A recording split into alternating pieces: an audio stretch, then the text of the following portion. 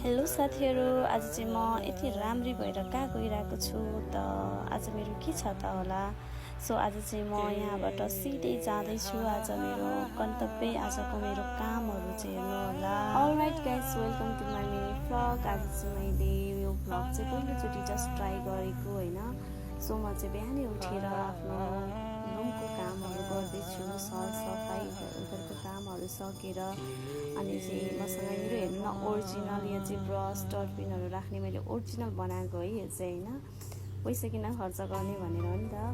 जस्तो मैले चाहिँ बिहानै पानी तताएर तातो पानी चाहिँ 1 गिलास तातो पानी चाहिँ पिउने गर्छु, किनकि यो चाहिँ मेरो डेली रुटिन नै हो तातो पानी पिउने चाहिँ। सो मैले आज चाहिँ होइन यसरी भ्लग बनाउनुको कारण चाहिँ के हो भने मलाई चाहिँ सबैजनाले तिमी कति बिजी हो, तिमी किन बोल्दैनौ, कति ठुली भयो कि उता गएपछि त बोल्दैन, कति बिजी हुन्छ, के चाहिँ छ र बिजी भनेर सोच्ने। मेरो आफ्नो पर्सनल कामहरू हुन्छ, मलाई सधैँभरि त्यो सबैसँग बोलिरहन अनि त्यति धेरै फुर्सदिलो पनि छुइनँ नि त, किनकि आफ्नो लाइफमा आफ्नो एउटा पर्सनल कामहरू हुन्छ। त्यसको लागि पनि हो क्या, त्यही भएर मान्छेले चाहिँ बिजी छौ भन्छ। अनि सो म चाहिँ यहाँ बाहिर निस्किरहँदाखेरि चाहिँ यहाँ चाहिँ भोट माग्न आउनुभएको रहेछ। अनि यहाँ बेबीले पनि घन्टीमा भोट हाल्ने भनेर हेरिरहेको रहेछ। सो म चाहिँ अब रेडी भएर खानासाना खाएर रेडी भएर चाहिँ अब म कलेजतिर लागेँ। साथीहरू, मेरो चाहिँ कलेज आज कहाँ छ भने हेर्नु है त, म अब कलेज जाँदैछु। यो चाहिँ मेरो रुमदेखि निस्किने बाटो हो। यहाँ चाहिँ हेर्नु न, यहाँनिर जेब्रा क्रसिङ त छ, तर यहाँ चाहिँ बाटो काट्न एकदम गाह्रो हुन्छ किनकि लाइट छैन नि त। सो त्यही भएर रोड क्रस गर्नलाई चाहिँ एकदम गाह्रो भइरहेको थियो। मैले भिडियो बनाउँदै रोड क्रस चाहिँ यसरी त गर्न हुँदैन, यो चाहिँ एकदमै नराम्रो बानी हो भन्ने कुरा त थाहा हुँदै पनि नेपाली त हो, नेपालीलाई। सो मैले चाहिँ अब बस जाने ठाउँमा जाँदैछु। मेरो चाहिँ रुमबाट निस्किने बित्तिकै बस पाउँदैन, अलिकति परसम्म जानुपर्छ। अनि मलाई एकछिन हिँड्न पनि अझ मजै लाग्छ, यति राम्रो नेचरहरू हेर्न पाइन्छ नि त। सो त्यही भएर अनि चाहिँ म चाहिँ एकदमै धेरै खुसी छु। अनि यहाँ चाहिँ बस त आइसकेको रहेछ। सो तर मैले चढ्ने बस चाहिँ होइन है यो चाहिँ, किनकि म चाहिँ पहिला यसरी नै बस चढ्न बस्थेँ, अनि जुन बस देखेँ त्यसमै चढेर गइदिन्थेँ कि, तर म चाहिँ कति रङ बसहरू चढेर गएको छु नि त। त्यही भएर अहिले चाहिँ त्यो भएको कारणले पनि अब चाहिँ अलिकति। अनि चाहिँ अहिले म बाग बजारको पुलमा छु। सो म यहीँबाट जाँदैछु, यो चाहिँ बाग बजारको पुल हो। यहाँबाट चाहिँ हामीले देख्न सकिन्छ धेरै प्रकारको मान्छेहरू हुनुहुन्छ, कोही आफ्नो सपना बोकेर, कोही कहाँ हिँडिरहनु भएको छ। सो म पनि त्यो भिडमा म पनि एउटा सपना बोकेर बसेको मान्छे हो। मेरो चाहिँ यतै हो जाने कलेज जाने पार्कपट्टि। र आज कलेजमा चाहिँ एउटा लेभल टेस्ट छ।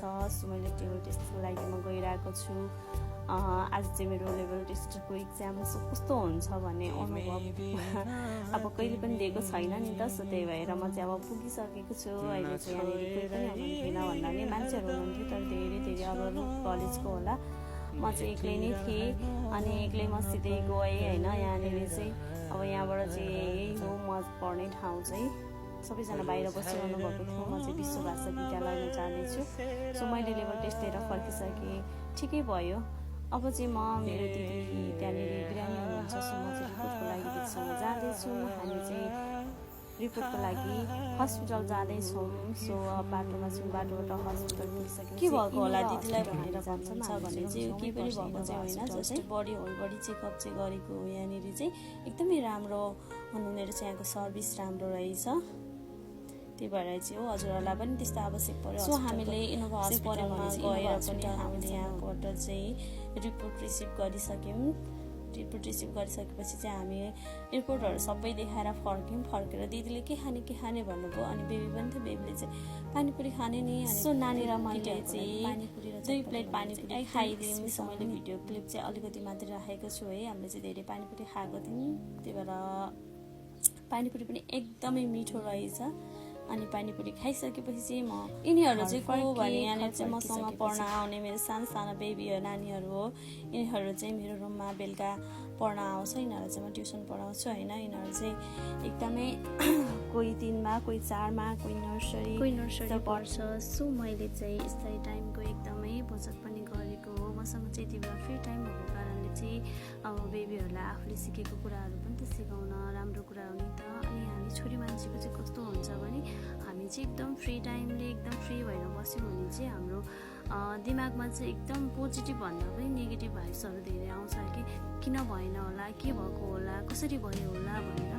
त्यही भएर चाहिँ यस्तो भाइब्स नआउन दिनलाई पनि